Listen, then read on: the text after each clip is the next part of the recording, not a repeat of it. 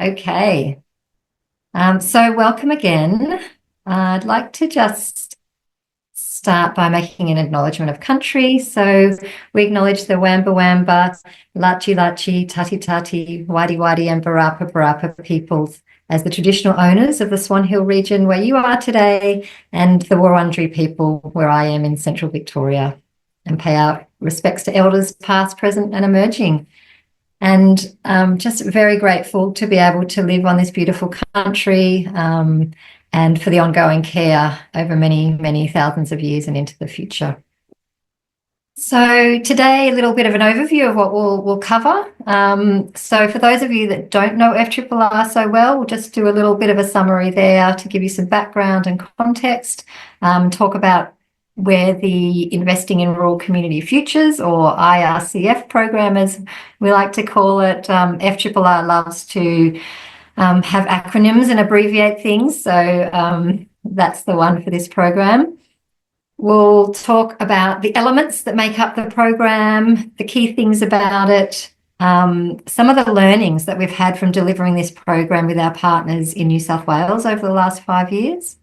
And also talk about next steps. So if, as a community, you're interested in expressing interest in being a partner community, then we'll talk about that and what's involved, and there'll be plenty of time for questions at the end. All right, so a little bit about FRRR. So the only national foundation specifically focused on ensuring social and economic strength in remote, rural and regional areas. We go back to 2000, is when FRRR was established. It was a joint initiative between the federal government and the Sydney Myer Fund, and really about helping to get resources out to rural and regional communities that were not necessarily benefiting from philanthropic government and corporate investment. So that was the intent. We have a pretty amazing board that supports our organisation, which is chaired by Tim Fairfax, and they're representing communities all across the country, which is great to have that level of interest and commitment, I guess, to the work that we do. The philosophy of FRRR is very much that local communities and leaders are best placed to know what they need to achieve positive impact in their communities. So our job is really about listening and learning from local people in their community to understand how best FRRR can play a role in supporting activities and projects and investment from a philanthropic perspective. So since 2000, there's been over $177 million invested into more than 14,000 projects. Those are our figures from the last financial year, so it'll be a little bit more than that. But in the 2022-2023 financial year, there was about 220 million invested across over 1,100 projects across the country. We have a really broad footprint nationally, which we're really proud of, to make sure that funding and investment is reaching all corners of the country, and particularly the more remote communities as well. So we aim to have really targeted, well-informed investment in people and organisations. A little bit about how we work and our key focus areas. So our vision is for a vibrant, resilient and revitalised remote, rural and regional Australia. And the way we divide our work up is across 4 streams or portfolios. So the first one is people, and that's where our Investing in Rural Community Futures program sits. It's about investing in the power of people to drive prosperity, ensuring equity and inclusion and opportunity, and ultimately well-being of communities. The second stream is around place. So working in a place-based way, supporting community resilience and cultural vibrancy in smaller, more remote communities. And we're lucky to have a really broad remit in terms of our organisation and the sorts of things that we're able to invest money in, which, you know, is from across environmentally focused programs, health and wellbeing, cultural vibrancy, and as well as economic sustainability. And that's something that is a little bit unique in the funding landscape to be able to support that element for communities. Disaster resilience is the third stream. So acknowledging that climate change and natural disasters are the biggest threat to sustainability and viability of rural, regional and remote Australia, and that solutions are very much held in local knowledge and the intersections between those other streams of people and place. So we seek to partner with communities before, during and after disasters, but really, I guess the sweet spot and the focus for our work is around that medium to long-term disaster recovery phase, as well as supporting communities to prepare for future disasters, which we see as a really great way to invest funds for great impact. And the final stream, this is our newest stream of work, but really what we were hearing from communities is that being able to address climate solutions is a really important priority for them. So supporting communities to activate and strengthen local climate solutions is the final area. So those are the four streams where we focus the work that we do across the organisation and with and alongside communities. So now let's dive into the Investing in Rural Community Futures program. So where did it start? So back in 2017, an impact study showed very clearly the unmet demand for not-for-profit organisational capacity building. VFFF, so the Vincent Fairfax Family Foundation, and FRRR shared a desire to work in a place-based way to strengthen people in rural New South Wales, particularly on the back of that information. So that's where we were really fortunate to have this amazing partnership come to life, and that's the IRCF program was born.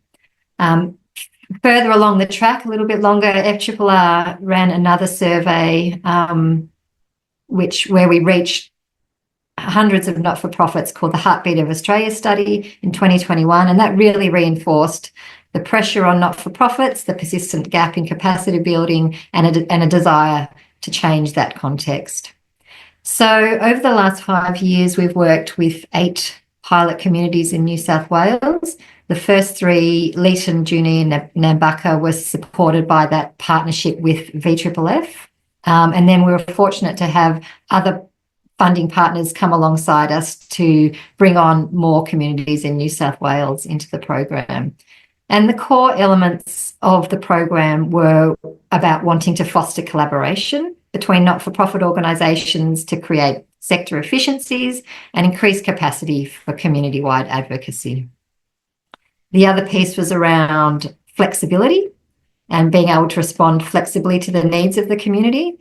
And we use a community roadmap process, which is an opportunity to co-design with the community and understand the priorities and opportunities over the next sort of 3 to 5 years to be able to respond to those things that rise to the surface.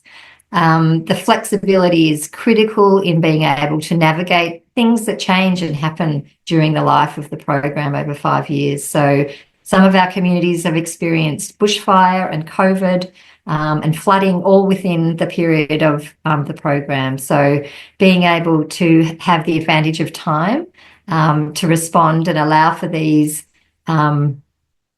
shocks to happen and for the community to respond is really important. And we're really lucky to have the benefit of time for this program. The activation of local connections and support was another key theme, and supporting mechanisms to build relationships, drive a community-led approach and activate vital support for not-for-profit organisations.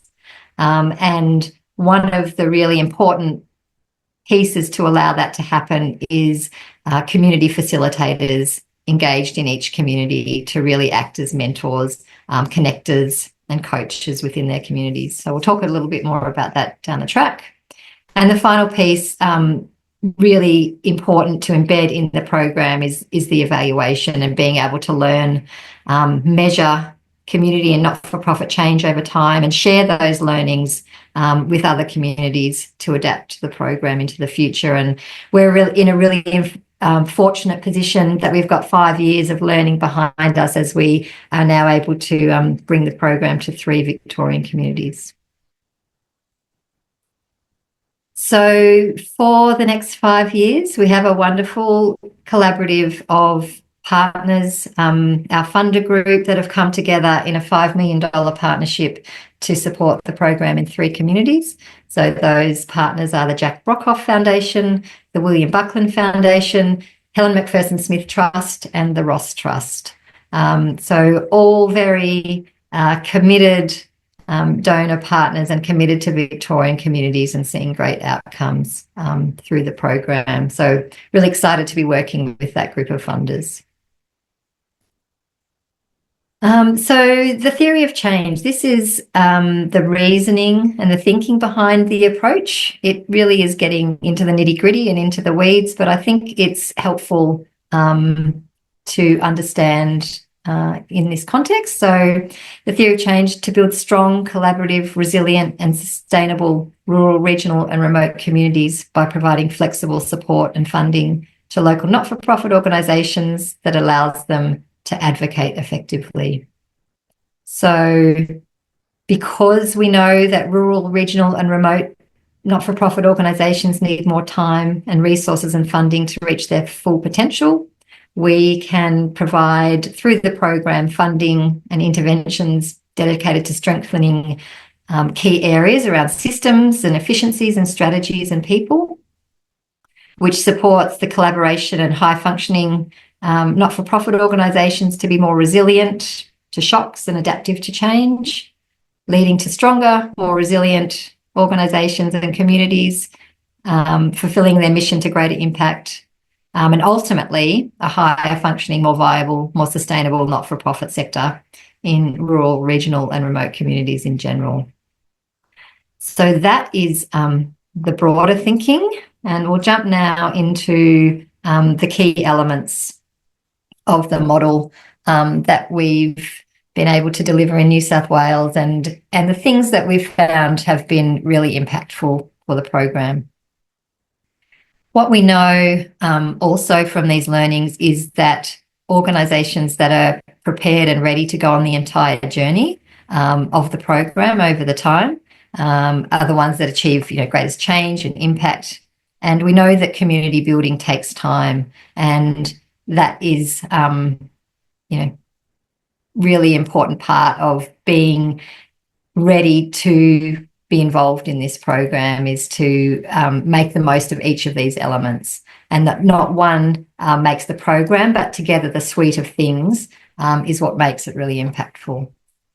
So I mentioned the community facilitator a little bit earlier. So that is a person normally that contracts to FRRR, a local person in the community that acts as a trusted neutral resource, a coach, a mentor, a conduit between FRRR, and can also support local conversations and connections. This person has really proved to be a piece of gold in the program and able to maintain momentum, generate activity and provide really important information to local communities and organisations involved. So that community facilitator, absolute gold. The community roadmap process. So that's a process that we invite all not-for-profit organisations and community groups into at the outset of the program. And it's a workshop that talks about local priorities and opportunities over the next 3 to 5 years. So that really sets the theme for how funds are invested into the program over time as well.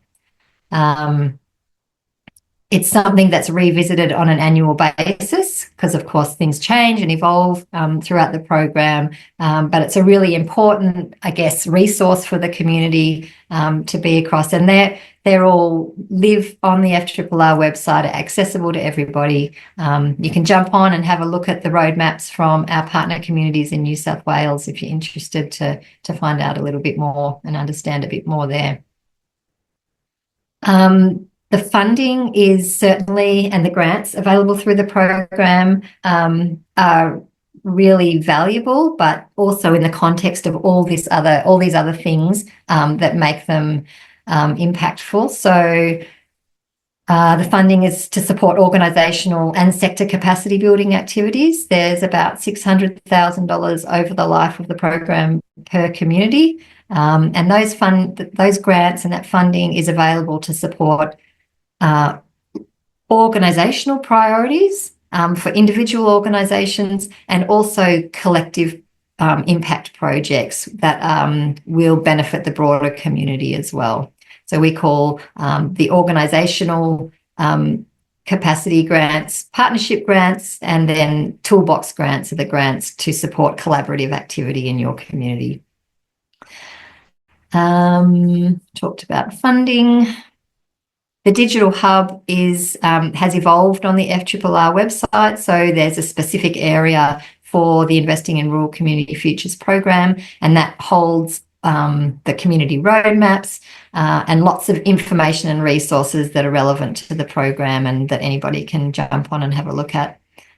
So that's where that's all held. The evaluation I mentioned earlier too, but this is something that is critical to the program for, first and foremost, for the local organisations and communities involved to learn and continue to evolve and to guide next steps through the program as well.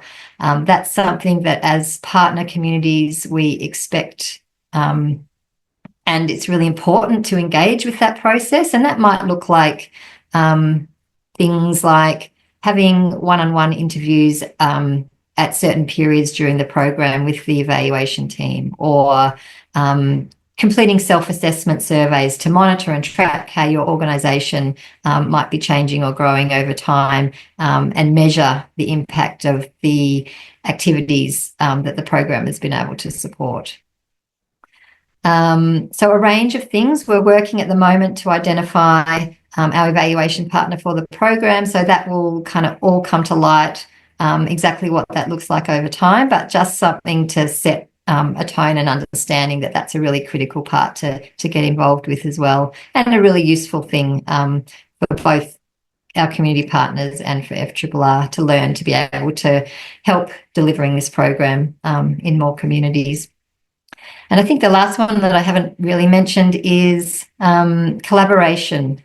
So this program is really about building trust and supporting collaboration across organisation.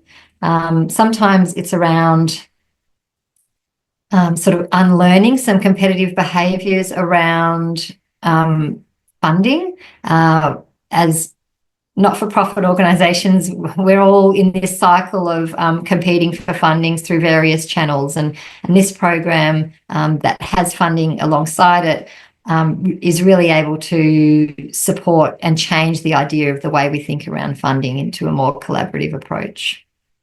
And finally, this program, ideally, the sweet spot is small to medium, locally based not-for-profits. Those are the organisations that we see gaining the most impact from being involved in this model, and all these elements that I've talked about, collectively, the impact that they can achieve. So we talk about 4 pillars of capacity building for this program, and this is what the program is centred around. It's woven through the design, the way we talk and engage with communities, the way funds are distributed, the evaluation and the learning process. So these 4 pillars around people, efficiencies, systems and strategies become a common language for engaging with the program, the grants, evaluation, all the key elements of the program. So when we talk about the people stream, we're talking about developing leadership capabilities. It might be around volunteer recruitment and training, leadership development, mentoring, all the things that investing in people and supporting the people of your organisations to really achieve great impact. Efficiencies is around fostering relationships and practices that support effective collaboration with other not-for-profits. Might be translated into things like collective impact training or peer-to-peer mentoring. Could be a whole range of things. The systems pillar is around supporting leaders to gain new insights and energy by sharing knowledge, systems and structures that demonstrate best practice. So that might look like legal structures, compliance and governance, or communications, board skills development, whole range of things there. And finally, the fourth pillar is around strategy. So the tools and measures that support and enable the sustainability of organisations well into the future. So the program might support things around frameworks for future change or development of purpose and vision, strategic planning for individual organisations, along those lines. So those 4 areas, as I said, become a common language for the program and guide the investment throughout the 5 years.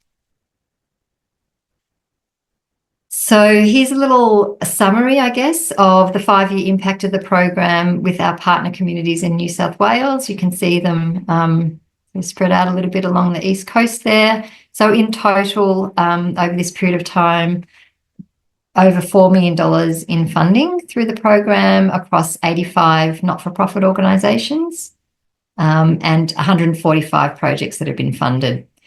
And one of the things we like to measure, and what we see, is that organisations involved in this program and who receive funds through the program are really able to elevate their capacity and ability to fundraise through other channels. And so we talk about funds leveraged. So in addition to the $4 million that was invested through FRRR, another double that, over $8 million leveraged through other funding that organisations have been able to access as a result of their involvement.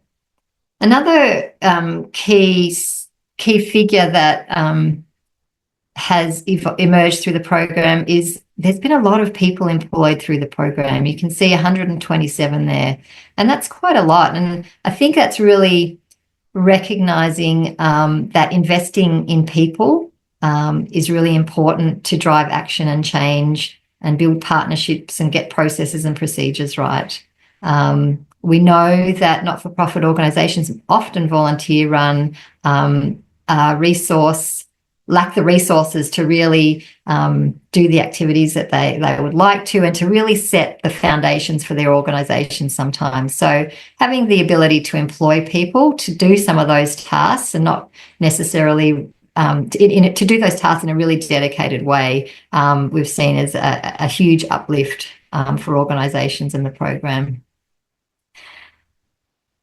The other things I think that are key in terms of what we've learnt is around time. So progress happens at the pace of community, and each is very unique, and that communities need flexibility and time to allow the conditions for long-term change to grow and to respond to emerging challenges and issues. So we see the 5-year commitment and investment is a really optimal amount of time to allow for this to happen.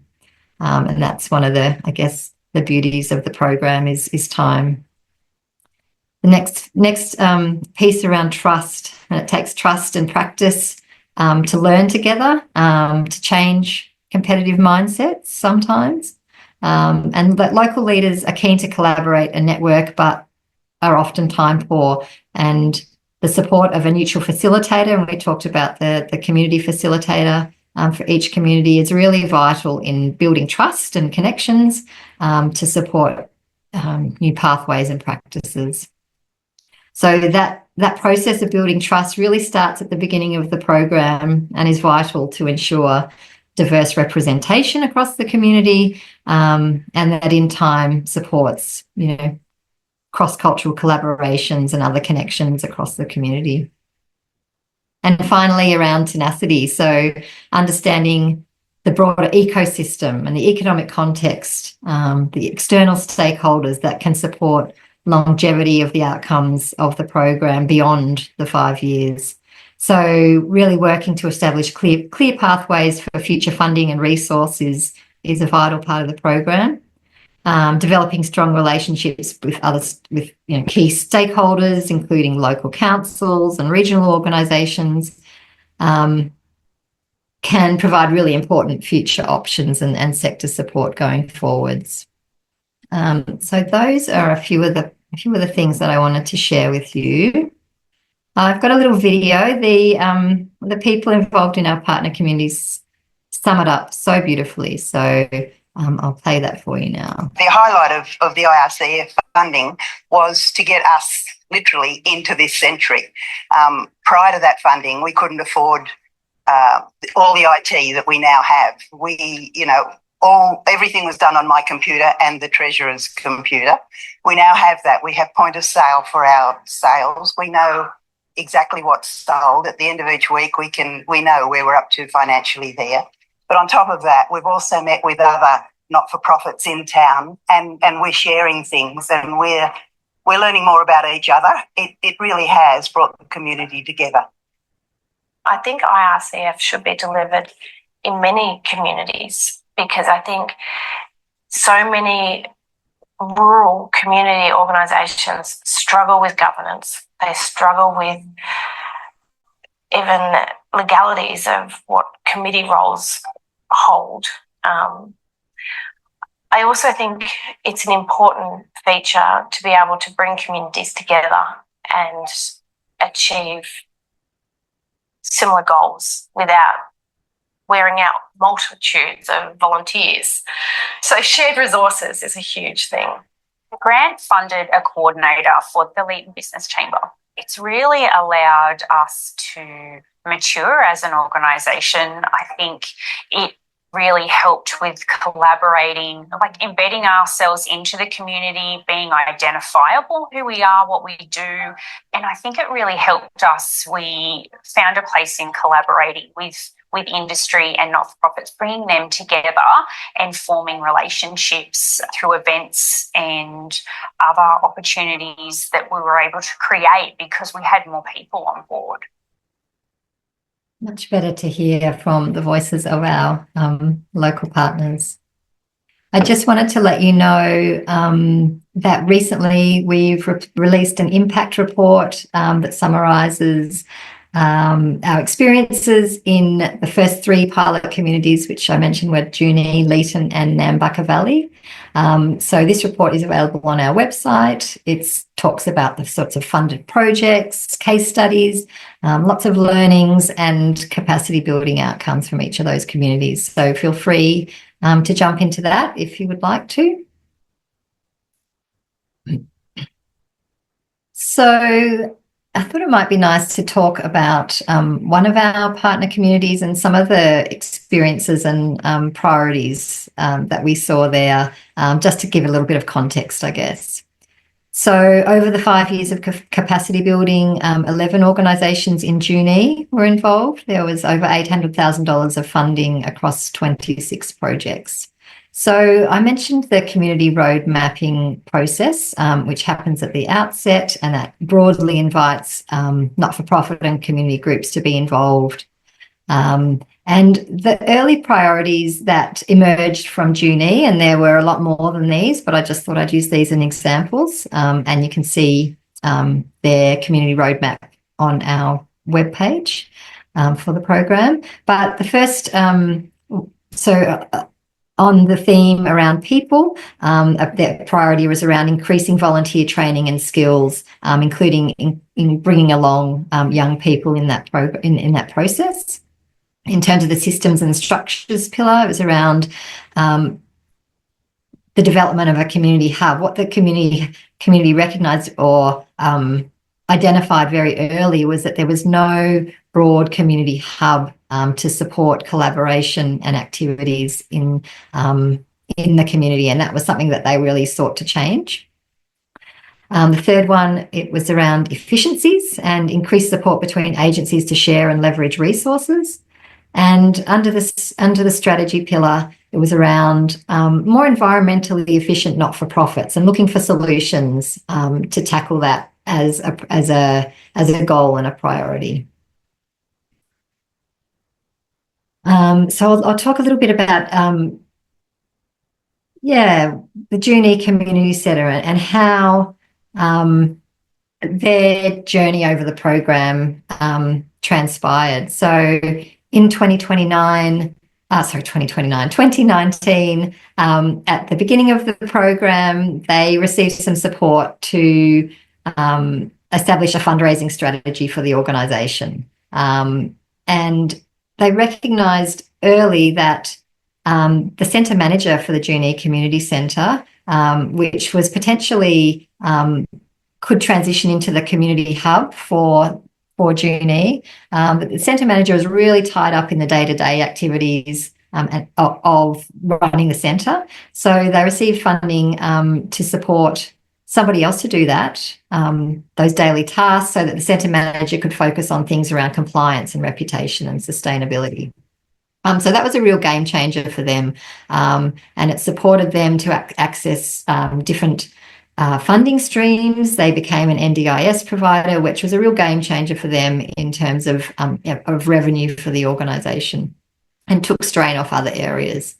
In 2022, they were able to support a financial sustainability plan and really progress the idea of the community hub and scope land acquisition for that purpose. So that happened in 2022. And then the following year, we're able to really dive into a feasibility study for the hub. And I can confirm that they've finalised that study, and that's proved that, yes, a community hub is a viable option, which is a really exciting thing for their community. So they're now moving towards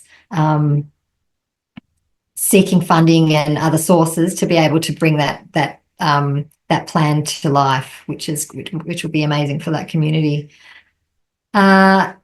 Finally, a couple of other things that were achieved through the program was a community development officer role to really extend and leverage the learnings and the activities that had occurred over the previous years through the IRCF program.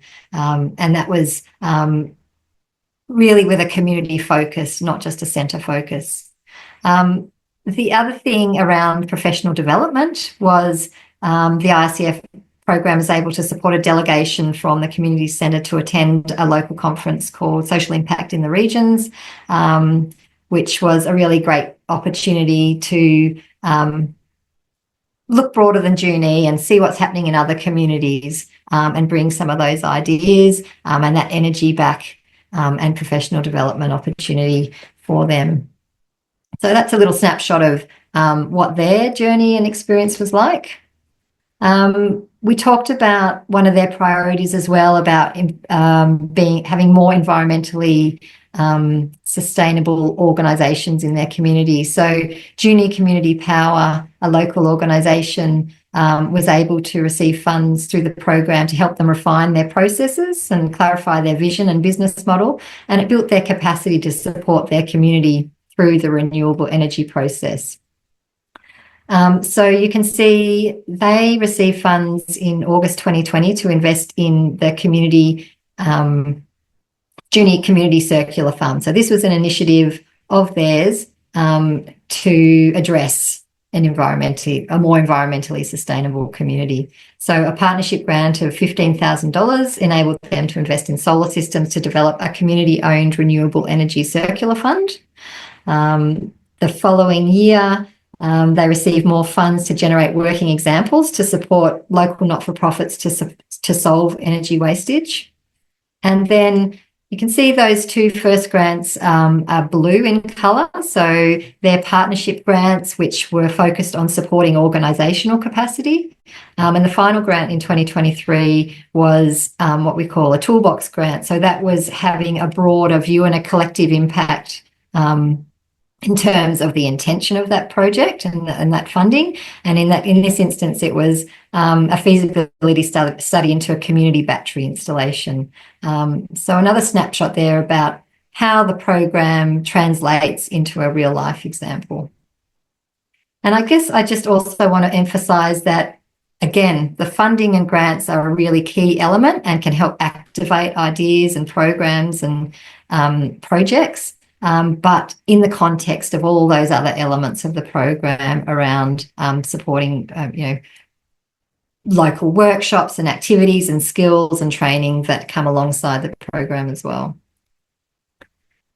So I guess to bring it together a little bit more, we've learned about the program, but what is FRRR looking in terms of communities to partner with that are ready to go on this journey with us together over the next 5 years? So, of course, FRRR is keen and have identified a number of communities that we think can have the potential to get great impact through the program. But as much as we would like to work with communities, we really want communities that are ready and willing and wanting to work with FRRR in this way that we've talked about today. We're looking for community partners that are ready and wanting to make an impact together, to really collaborate and achieve potential and possibilities through that way.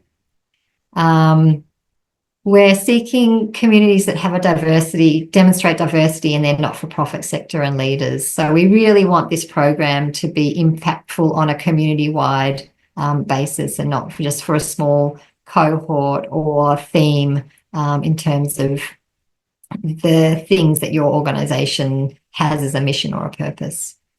So shared priorities and opportunities is something that we're hoping to see through an expression of interest process that I'll talk about. We are really mindful of the local context and the community and industry profiles of areas, and that these vary. Each community is unique. There's different priorities and things that will happen and that will be sitting with your community. So whilst we've done a lot of research and had conversations with some key local leaders in your community already and local people, we're really mindful and interested to understand more about that. And that's where we, like to listen and learn from you to really get a deep understanding there. And as I mentioned before, this program is really about supporting small to medium-sized not-for-profits, locally led, grassroots. So we're looking to see that there's activity across those organisations in your community. So what we know so far is really only scratched the surface. You are definitely the experts, so we're hoping to learn more from you about those things through an invitation and expression of interest process. Another video I'm going to share with you. Juni's very, very good at standing up for one another, particularly when things get tough. So the purpose of the Juno Community Centre is to try and get the best possible outcome for our members of the community, our aged, people living with disability and other vulnerable members. From a council perspective especially, it's been great to establish a good connection with FRRR. Previously, I think everyone was sort of siloed and wanted to benefit individually. Now I think everyone's happy when we collaborate together, and as a team we can achieve the goals that we all want to achieve. Have someone come in and see you from a completely different aspect and say, I've got faith in you. I believe when someone's got faith in you, you'll do anything.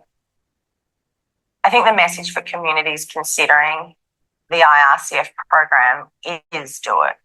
At the end of the day, you are investing in community for vibrancy and longevity, and it is absolutely worth it.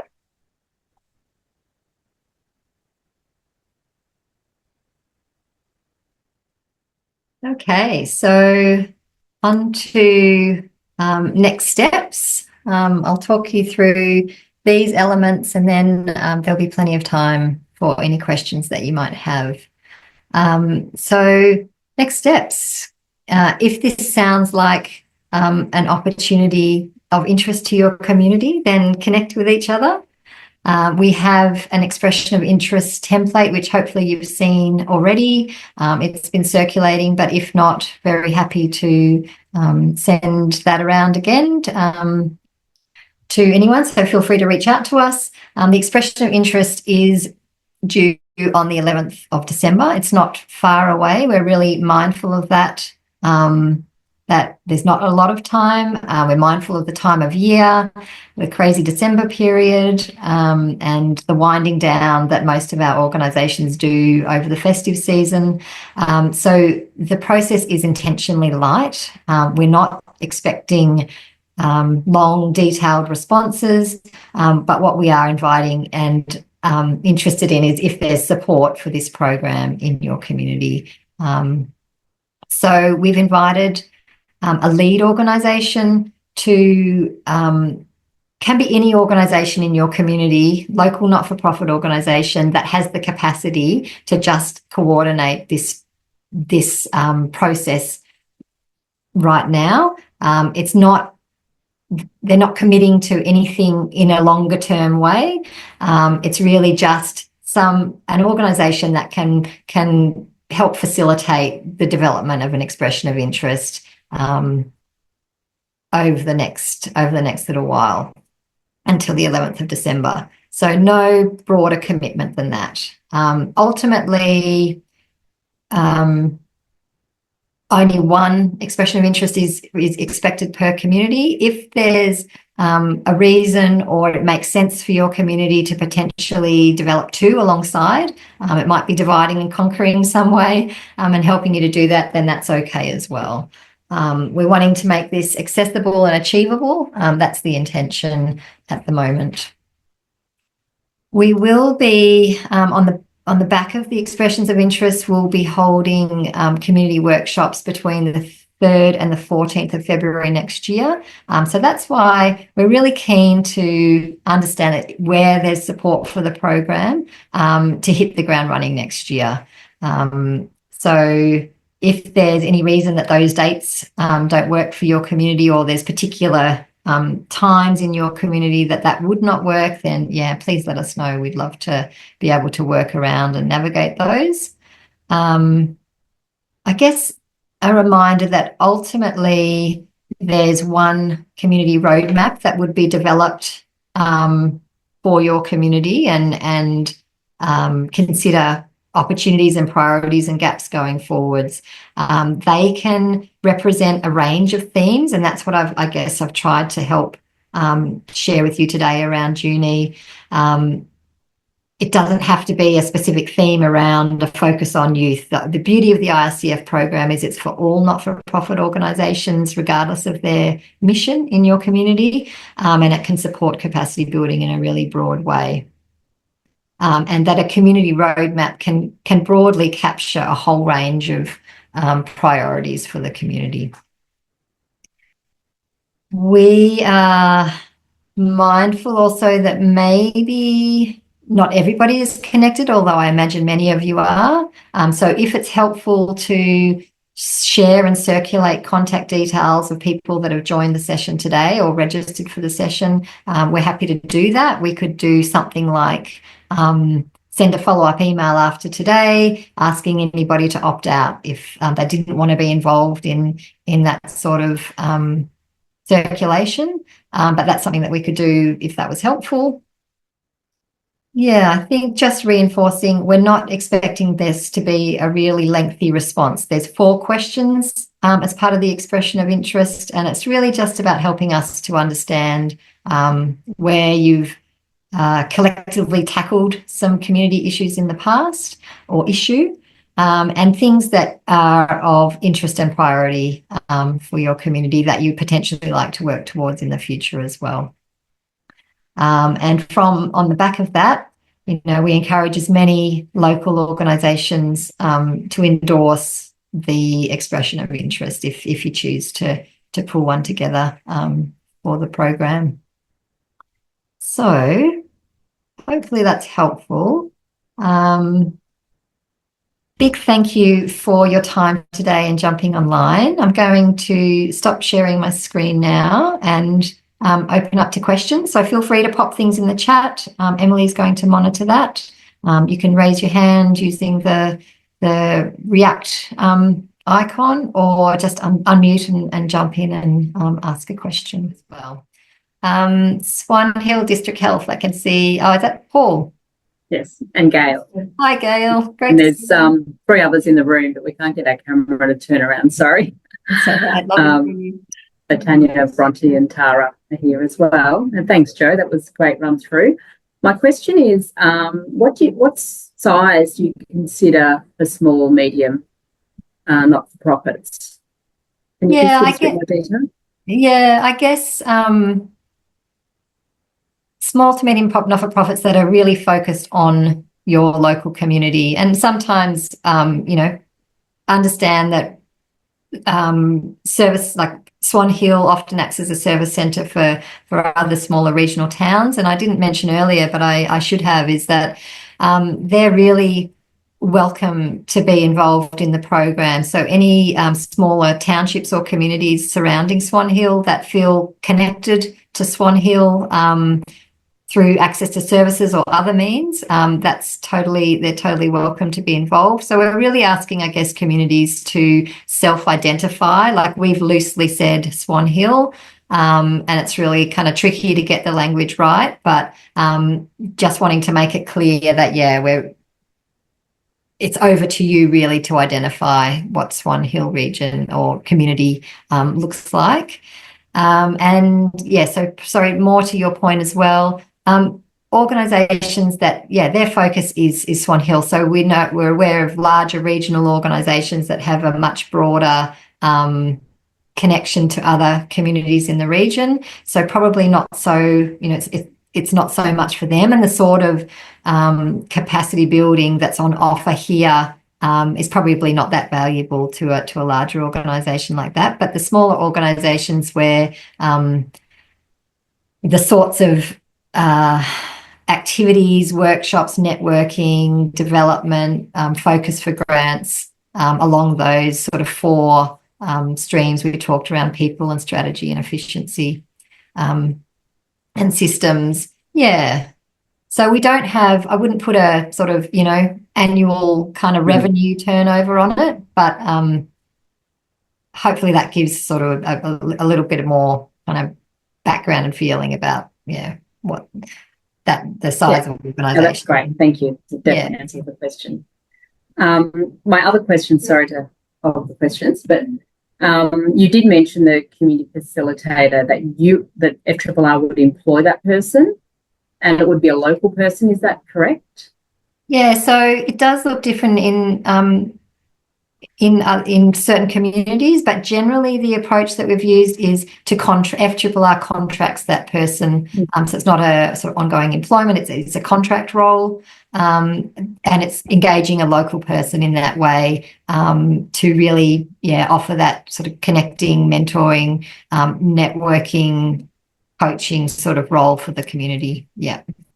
For the duration of the project? For the duration of the program, yeah. So there was an example in the Bega Valley where that person was engaged by the local council. The funding for that program and the delivery of that program was also supported by council, so it was a slightly different situation. But it has varied. But in general, it's been contracted through FRRR, which also is really great to support the conduit of information between FRRR and the community as well.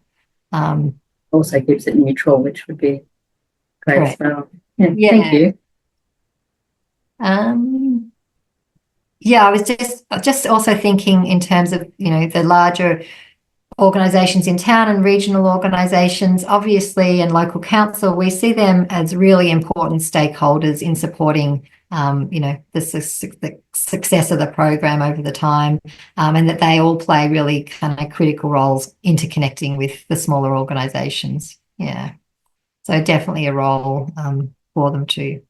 Carolyn has popped in. Carolyn is also full divulging of information. She's our program manager in New South Wales for some of our communities, and she's popped in. It's wonderful to have larger organisation in the room when road mapping is happening, so they often have so much to give. Building on that kind of, those stakeholders are so important to have as part of the program as well. Thanks, Carolyn. We will stay on until 1. Welcome, Deborah. Thanks for joining us. And Ree and Steph. Hi, Joe. I'm happy to share something, and it might be at the next stage. So the EOI stage is a really important collaborative stage, but also when just wanting to share those questions around facilitators. Quite often in New South Wales, or I can give probably 3 examples in New South Wales where our community facilitator has actually been almost recruited at the roadmap. So quite often those energetic individuals that give so much to community and that consult in community identify that they can see the potential of this role. So yeah, my only advice is if and when you do get to that point is just to encourage any of those community champions that you see to attend the roadmap, because they might connect with it well and be a beautiful recruitment opportunity. So. Awesome. Thanks, Carolyn. Love those insights. So just to clarify on the process, the EOI process is open now, and hopefully you've all got information about that to hand. Prior to Christmas, we'll be reviewing those so that we can invite selected communities to join us for a half-day workshop between the 3rd and the 14th of February, and that will be our final opportunity to learn about your community. And we see that that workshop will be a really valuable experience from your community having an opportunity for a facilitated kind of conversation around interests and priorities going forwards. If there were any communities involved in those workshops in February that didn't progress into the program, FRRR will certainly be looking for ways that we can support your community in through things that might emerge through that workshop. So potentially, if it's not the full 5-year program, we might be able to support some,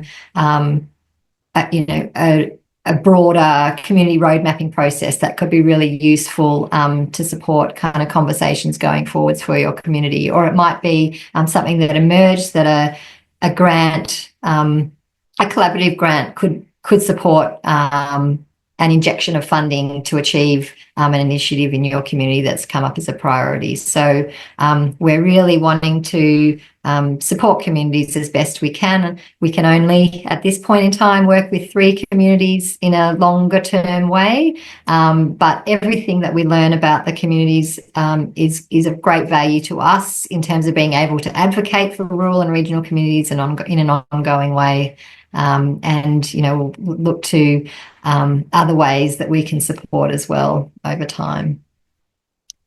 So that's very much our philosophy around the next steps. We will look to identify dates prior to Christmas so that you have them in your diaries should you be involved in those workshops in February too. So we want everybody to kind of be really clear about what's happening and know that when they come back from hopefully a really restful, lovely break over the festive season, that there's something that's something in the calendar to have on the radar.